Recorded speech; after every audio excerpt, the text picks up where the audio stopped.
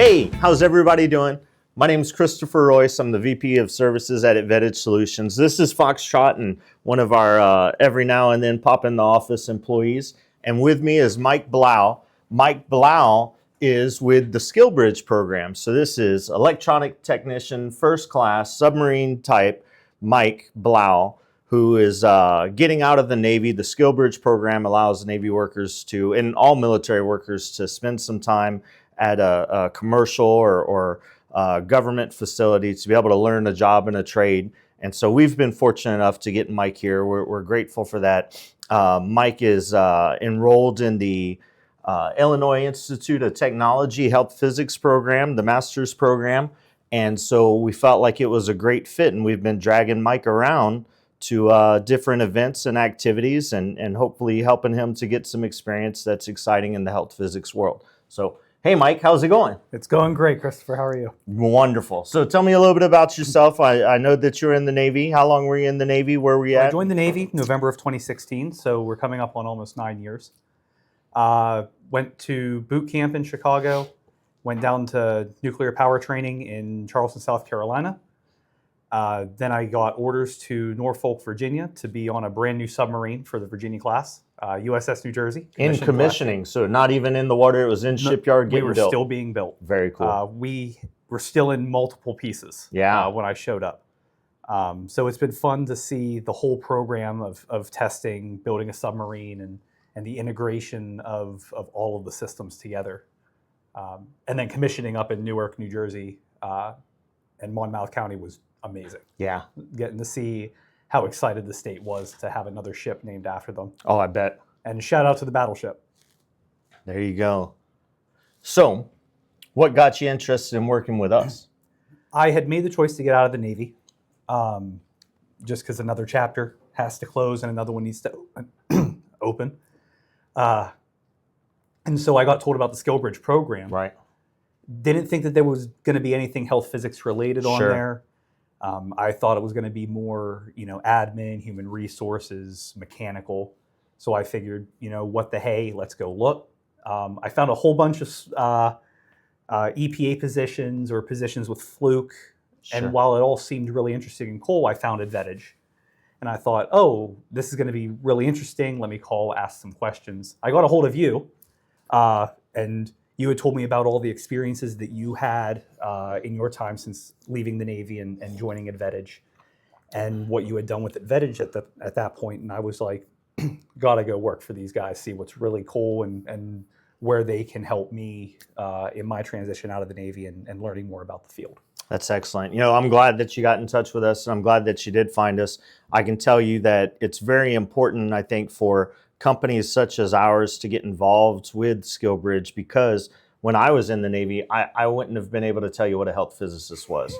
And I was RadCon, right? I was an engineering lab tech. So we were involved in radiation protection on the boat, but had no clue. So I was extremely excited to hear that we were getting a Navy nuke, and one that was involved in health physics at the educational level too. So that was pretty cool. For anybody that's out there watching, whether you're a health physics company or an engineering company or any company, really look into the SkillBridge program and see if it's something that you can help out with, because I think it's a tremendous aid to people transitioning. So you started out with us right at the Health Physics Society meeting. We were able to get you into the 2025 Health Physics Society meeting in Madison. What was one of the most interesting things or exciting things or something you'd like to share about that meeting that you had? I think my favorite part was being able to see all the vendors. Yeah. All the different aspects that you could pull from with the health physics industry and just nuclear power, medical isotopes, radiopharmaceuticals. The training opportunities and discussions and panels were also an amazing thing. And just meeting a whole bunch of people and just seeing like, oh, wow, varied interests, varied aspects of the industry, and it's just fully covered. It's a very broad spectrum, right? Very broad. So you've been with us for a little while now, since July, and I think that you've been able to go to Madison.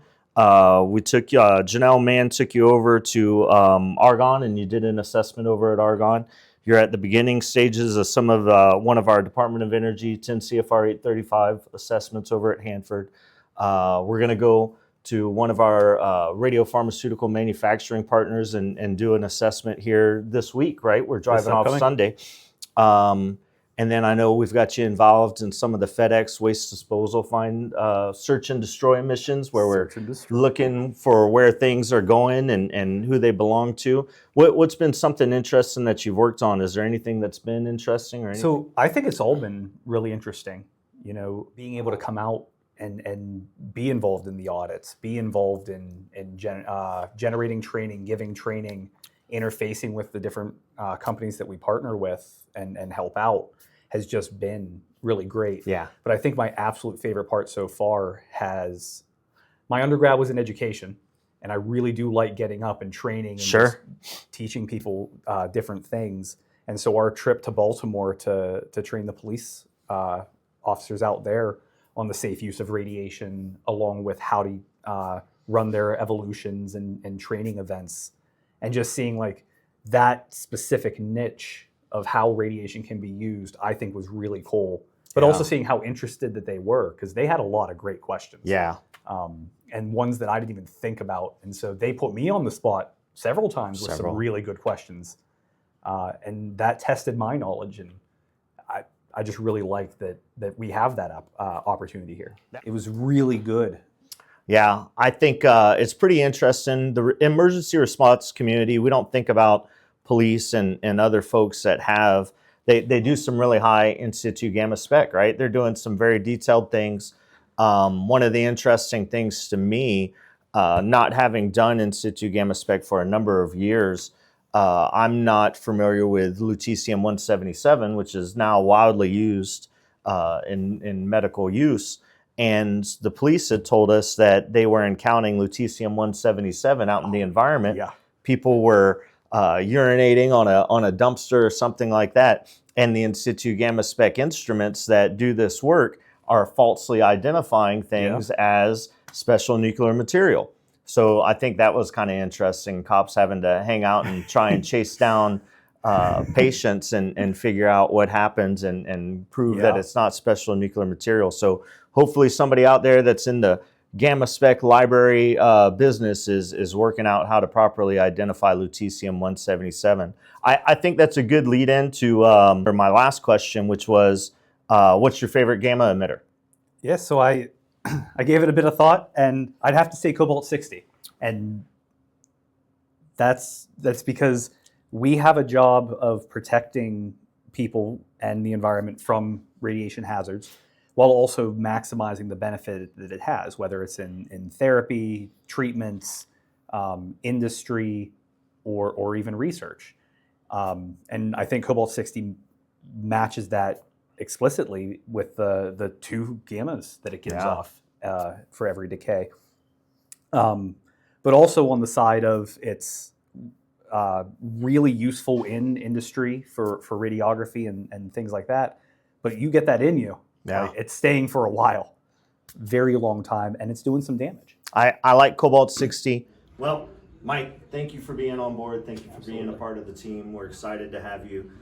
Mike's going to be with us till the end of October. After October, he's got to go back to his boat for about a month.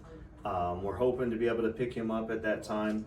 If not, we hope you the best in your career and hope that you've learned some things that help you out. And if you're looking for a very qualified and helpful health physicist, Mike's your guy. He's almost going to be done with his MS at the Illinois Institute of Technology and Health Physics, a school I dropped out of at one time. And so he's very competent and capable, and I encourage you to also join the SkillBridge program and help out other military members that are transitioning. All right? Thank you, Mike. Thank you. All right.